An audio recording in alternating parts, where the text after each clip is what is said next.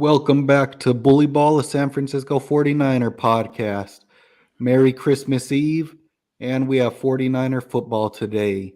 You have me, Joseph Almendarez, my co-host Alex, and my dad, Daniel, all together on Christmas Eve doing the podcast. How you guys doing over there? Doing good, doing good. Excited for the game. This is going to be the first time for me in about 3, 4 years that I've actually been able to watch a Niner game with another fan. So excited for that. I'm tired of getting hyped by myself over here. So that should be fun. But yeah, Christmas Eve, fond memories. I think we played the Jaguars on Christmas Eve. That one year Jimmy G came in at the end. That ended up being a Yep. great game. We were there at the game actually in person. So that was a lot of fun. Excited for this one though. Dad, how you Yep. doing? Be a good game. Hopefully, we were out here in Spain repping our 49er gear all day, Yep.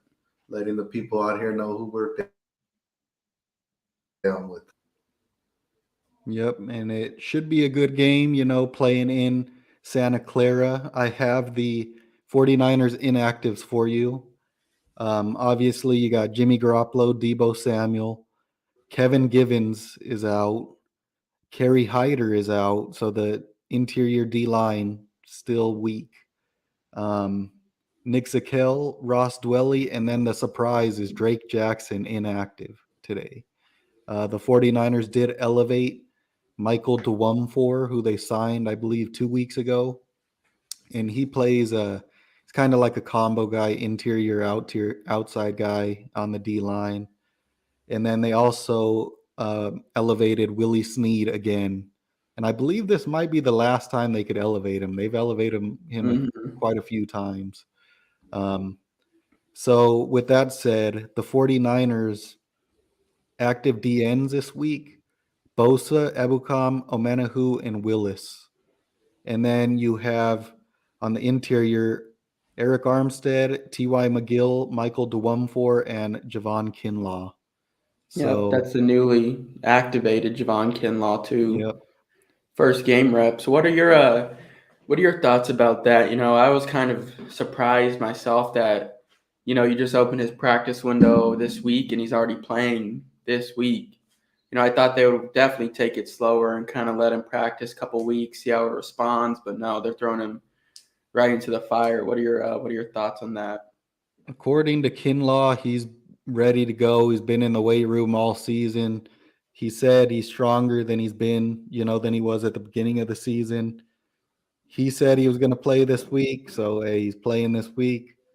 Let's just see what the dude could do. I do expect him to be on a snap count, but when you only have 4 interior D linemen, we like to keep that rotation going. He's probably going to play quite a lot.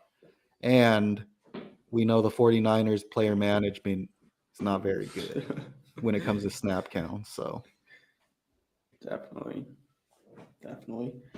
Um, Also, I just ran across a tweet right now that says Jay Glazer said that Brock Purdy played with an oblique tear and other rib injuries last Thursday. Um, he also added that he's fully healthy now, so that's really surprising. Playing through that last week and how well he played as well. You know what I mean? That's pretty surprising.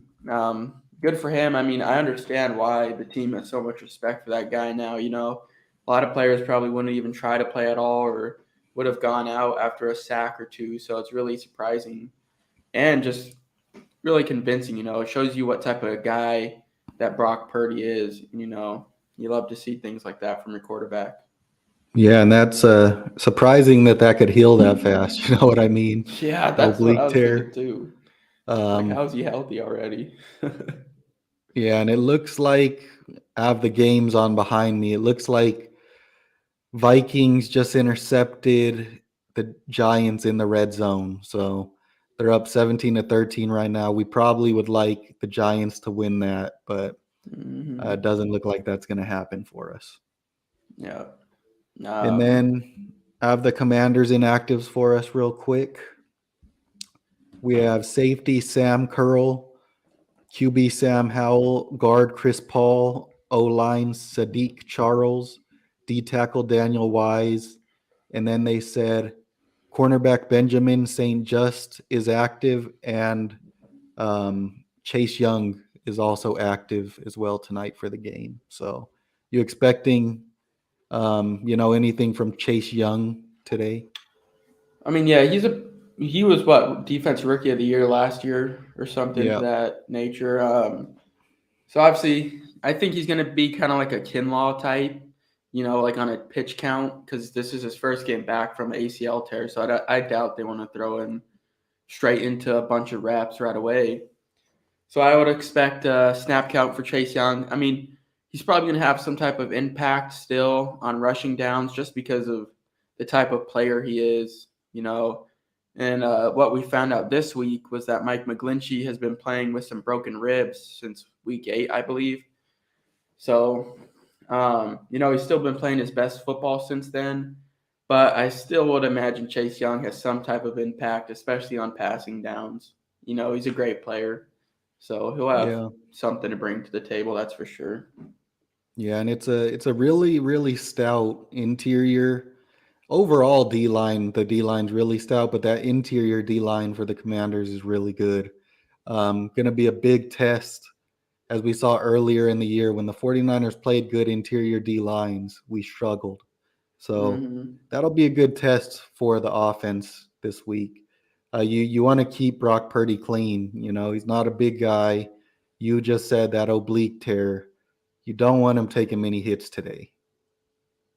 Yeah, definitely. Another tweet that I saw was that Jay Glazer said as well that Jimmy G got his cast removed and he's in a walking boot for the next couple of weeks, and that the team is still holding out hope that he can return in the playoffs. What are your thoughts on that, Dad? What do you think about Jimmy G possibly coming back to the playoffs? I think they could leave his boot on and let's ride with Purdy. Yeah, if Purdy got an injury, then I'd rather have Jimmy to back him up. But I don't think we try to swap that, make that switch. I feel like we get a little more out of our offense with Purdy right now. It even feels like Shanahan opens up the playbook and lets him do more than he let Jimmy do. So I say let it ride. Yeah, if you're in here watching the live, let us know. Would you like to see Jimmy G back in the playoffs, starting as the backup? What would you like to see Jimmy Garoppolo do if he is able to come back? To be fair, too, I would obviously want Jimmy to come back because Brock Purdy starting with the Jimmy G backup rather than a Brock Purdy with the Josh Johnson backup. You feel a lot more secure going into those playoff games if something could happen. You know what I mean? Like if something should happen, you would feel a lot better with a Jimmy G coming in than a Josh Johnson. Even like I would even almost say an 80% Jimmy G compared to a Josh Johnson. You know what I mean? Yeah. Yeah. So I wouldn't be mad if we brought him back for the backup role as long as Brock Purdy continues playing at a decent level. You know what I mean? So that's how I feel about it. Stick with Purdy. We are rolling just fine as we are now. Yeah, and this will be another good test for Brock Purdy tonight. Pretty good defense. They've been playing well lately. Would love to just see more of the same from him. Just keep building on what he's been doing and keep learning every game. That's what we saw from Justin Fields this year is every game, the first couple of weeks are like, hey, this dude's a bust. And then he just got better and better and better. You want to see the same thing from Brock Purdy going into the playoffs. So hopefully he could just keep building on that. Yeah, definitely. What's extremely interesting too is that Drake Jackson with a healthy scratch. That's very odd because I feel like we already are struggling at that D line with our depth, and then to have Drake Jackson, who's had a pretty good impact, at least on the passing downs. He's swatted down a couple balls. He's gotten a couple sacks so far this year. So it's interesting to see a healthy scratch for Drake Jackson when it seems like the Niners are in need of some D line depth, which is pretty interesting. Yeah, and they don't even just use him at defensive end. They use him in that NASCAR package at the D tackle slot sometimes. So, they're running with four DNs, four interior guys, but I don't know. Usually we like to see one more guy active, but we'll see. We'll Yeah, see what happens, especially when you have Kinlaw coming in off the injury. So you don't really yeah. know how much he's going to play. Definitely don't want to rely on him to stay up throughout the whole game. You know what I mean? Yeah. Oh, I What So understand his history. yeah.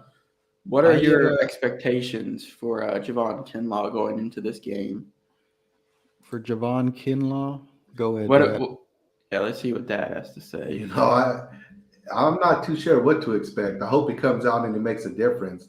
I just honestly hope he could get through this game, and make a little bit of an impact and like at least make a run at this end of the season right here. I'll be happy if we could get through it, but who knows if he can or not. Yeah, and What about it's tough.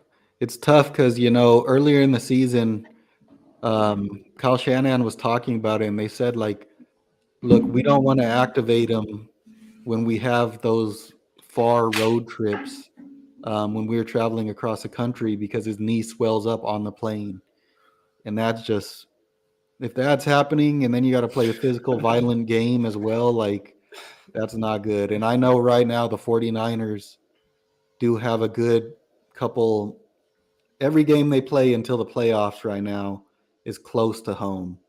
They play the Raiders in Vegas, right? Yeah, yeah. They play Cardinals at home. This game's at home, and then first game of the playoffs is at home. So it's gonna be short plane rides for now, but hopefully the dude could just stay healthy. But even that's just crazy. A plane ride swells it up. Like, I mean, how can you really rely on something like that? Yeah, it's Feel bad for pretty. the dude, but I mean, for with the team, we need somebody that's going to be reliable for us, consistent. Yeah, definitely. It's uh it's interesting, like we said, probably wouldn't expect too much from him anyways, but any impact you get from him is house money, you know what I mean, at this point. Yeah, Saying that yeah, was the same thing that was going with Jason Verrett. Anything you got from Jason Verrett, you're kind of playing with house money. Obviously, the cards folded against us with that one, but anything you get from Javon Kinlaw's house money. So hopefully he can bring something. If not, it is what it is. The Niners have been playing fine without him. So yep. And I had posted this today. I was doing a little bit of research. I got curious. Um, these are two players, two NFL players. Obviously, one's this year and one's way back in the day, right? Compare these stats and then give me a guess on who you think these players are, right? So they're both defensive players, they're DBs, right? Both in their second years on this, and both made the Pro Bowl in their second years in the NFL. do they both play for the 49ers? No, one does. Dad, go ahead. I'll let you guess because I kind of saw a little bit on Twitter. I don't want to ruin it. I saw who one player is, and I think I know who the other one is. But Yeah, and if you're in the live stream, drop who you think it is, who these players are. Both DBs, second year players, both age 23, and both made the Pro Bowl on this season that these stats are shown. I'll give Dad a hint. The top one is that's the Niner player this year, obviously. Yeah, so you got a guy that he has good amount of tackles, couple QB hits, couple sacks, couple forced fumbles, but 4 interceptions on the 49ers this year. Who's the player that's been getting the bulk of the interceptions? Second year player. Shit, Funga, Yes, so the top player is Talanoa Hufanga. Any guess on the bottom player? 2004. Do you know? We'll take a guess. Uh, Troy Polamalu. Yes, Troy Polamalu. Yeah. Oh, no kidding. So look at those stats. Obviously, Hufanga still has 3 games to play. And look at how comparable those stats are in year 2. Both age 23 and both went to the Pro Bowl on this Yeah. season. And one's in the Hall of Fame. Didn't he get put in already? I believe Yeah, I'm so, not sure. yes. Yeah, I think probably. he did. I think last year or he was It's going definitely this gonna year make or it something. sometime. Yeah, and Yeah, that's pretty good. the other major stat that didn't show on this is passes defended. Hufanga has 8 right now, and Palomalu had 14. So Damn. stats are pretty identical. I just thought that was pretty cool. The guy he Yeah, trained with, Yep. obviously totally different caliber of players entering the NFL, but Hufanga playing out of the world right now. So thought it was pretty cool.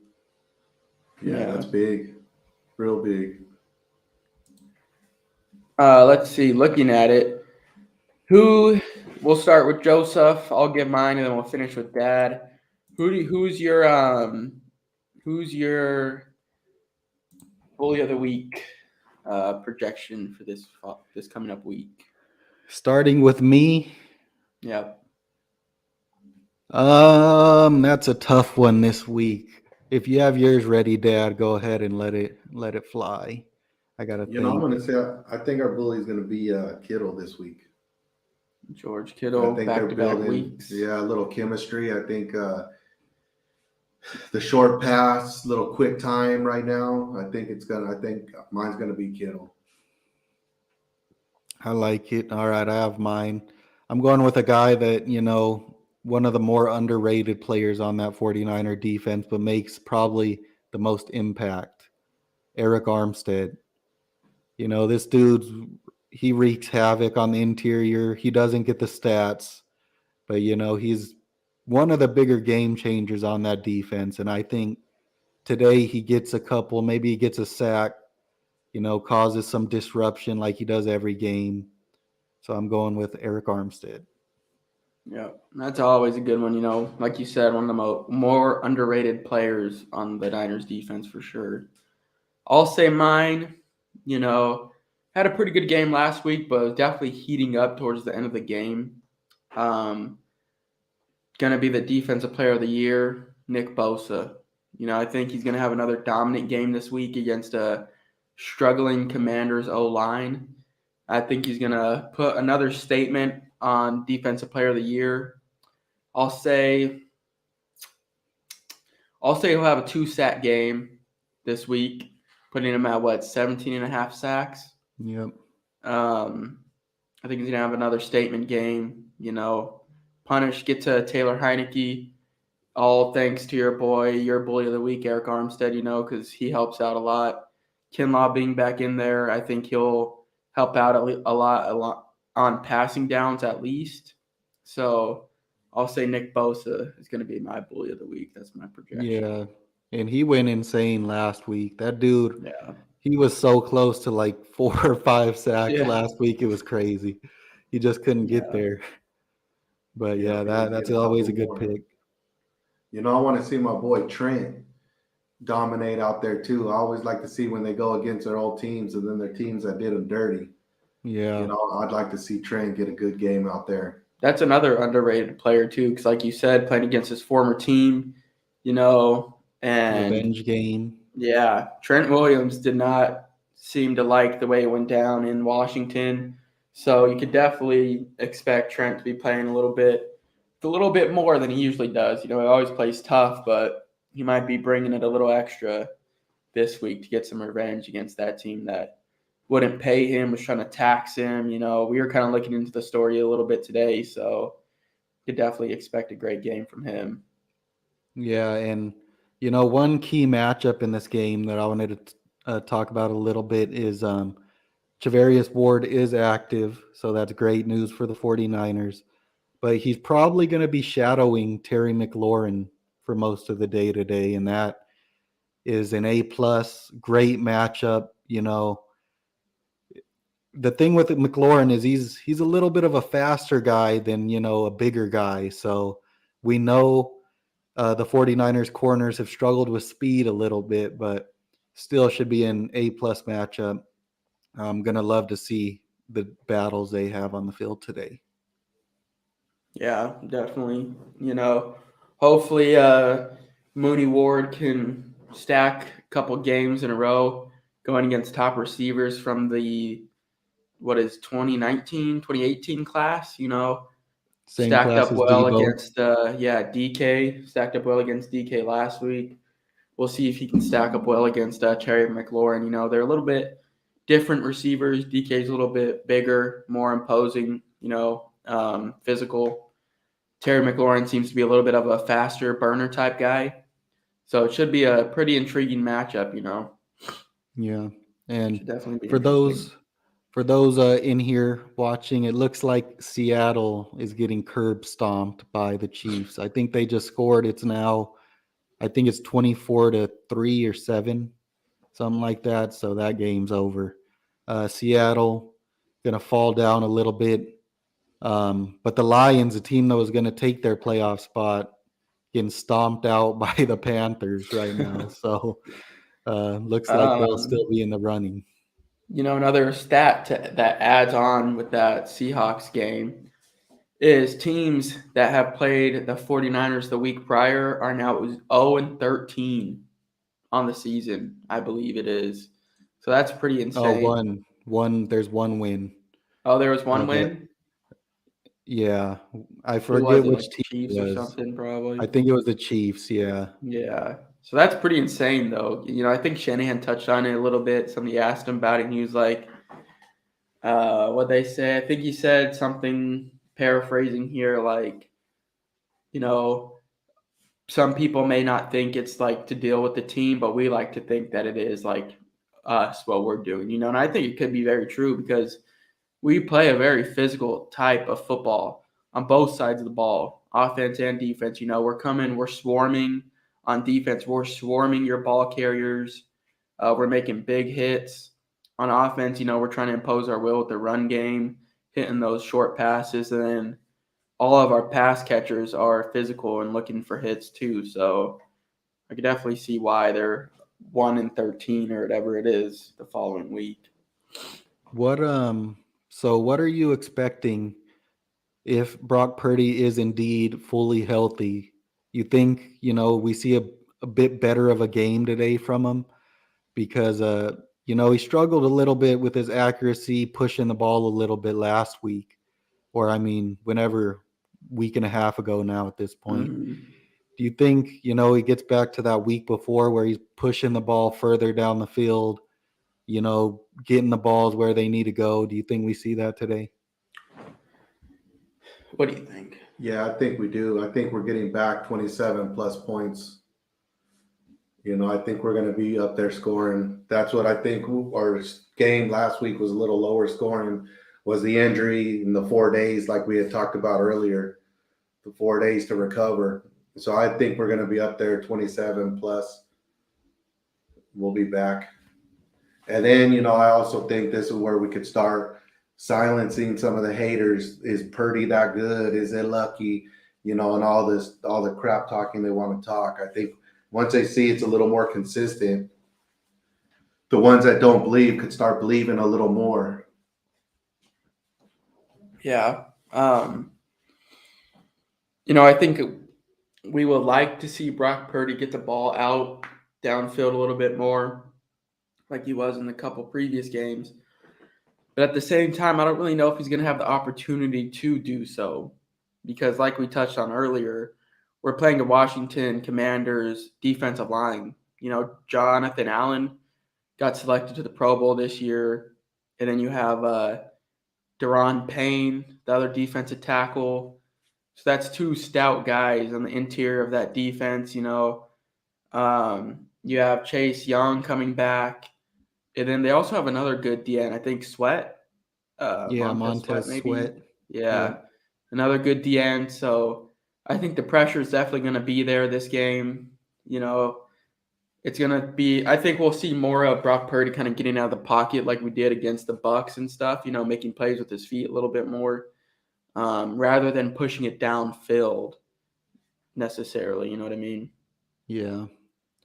The second seed watch is not looking good. It's 16-17, and the Giants are down by a point right now, and they were going to punt to the Vikings, and they got it blocked. And so now the Vikings have the ball right outside the red zone to widen their lead under 4 minutes. So these dudes keep getting lucky and keep winning these close games. To be fair, they are struggling against these teams. The Colts let them get up 33-0. They're playing this game close against the Giants, who I don't personally don't think the Giants are a legit team. You know what I mean? Yeah. And they've had previous games too that were extremely close that they ended up winning. So I'm not too threatened by the Vikings if we had to go out there to play them. And it's not like you're playing in the environment. You're playing in a dome if you go to Yeah. Minnesota to play them. So it's not like you're playing in the freaking what do they call the Green Bay field? The tundra, the frozen tundra. Yeah. You're not playing in that. You're playing in a temperature control dome. Yeah. We play good on the road, and our fans travel too. So we take out the noise for the other teams, home field advantage on that, and we've always played pretty good on the road. Yeah, exactly. So we'll see what happens. I think right now the 49ers are projected to play the Giants if the playoffs started before this week's games kicked off. So that's who would be traveling to Levi's in week 1 of the playoffs. There's a lot of stuff that could change too. We're playing the Commanders this week. The Giants are probably going to take an L this week too, so those teams are going to drop a couple. The Seahawks would have had a chance to get in, but they're going to lose too to the Chiefs. So, it's still the playoff picture is still not settled at all. A lot of things can change. You still have those. How many teams have locked up now? I think 4, right? Yeah, The 4. Eagles, us, Vikings, Cowboys, and that's it. And then you still have the NFC South. Nobody wants to win it. Yeah. I thought the Cowboys didn't. How did they end up locking? Because they lost last week, but they still ended up winning somehow. Somebody lost or something, and they ended up getting it. It's because they still have 10 or 11 wins, and there's not a lot of teams that could get to that many wins as a wild card. So that's how the Cowboys locked a spot. Yeah. So Cowboys are pretty much guaranteed to play whoever wins the NFC South, which is that's a good game for them. Yeah. So it's going to be interesting. Before we get out of here, thanks to everybody for tuning in as well. We're at 9 viewers right now, which is pretty good for our pregame lives. But Joseph, why don't you go ahead and drop a little score prediction? Score prediction for the game. They're coming off a short week traveling across the country. We had a long week and we healed up. I'm going to say 23-10 49ers. 23-10. Yeah, I could see it happening. If the offense is clicking with Purdy, the defense is going to do what the defense does, lock down teams. Not like Washington has a great offense, knock on wood. But, yeah, very plausible. Dad, what do you think? Let's say 27-14. 27-14. Our defense still holding the team down. I think we'll get things going. Shanahan calls a good game today. I think we could do it. Play our style ball, bully these guys. Yeah, I think that's a good one. I'm gonna say 21-6. Niners win. I think we'll hold them to a couple field goals. I think our offense gets a few touchdowns. Probably jump out to a big lead in the first half, then kind of coast to the victory in the second half. It's kind of what we do. Get to that big first lead, and then Spanking Giant Cheek says, I think y'all gonna get your cheeks clapped. Yeah, I mean, I don't even know what Think to say to that. I think we got a Commanders fan in here. Yeah. It's all good. Root for the team. No hate there. We'll see, buddy. We'll see, buddy. Yep. We'll revisit that comment after the game. Don't worry about that one.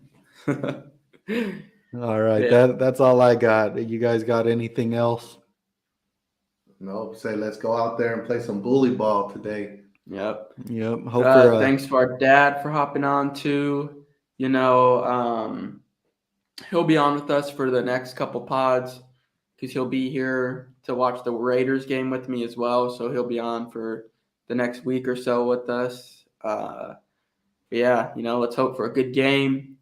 Hope for health coming out of it as always, and let's get that Niners dub. You know, Yep. get a little bit closer to that number 2 seed, even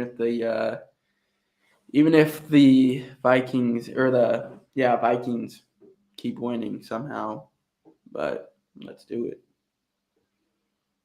All right. We'll right. see you guys Yeah. next time.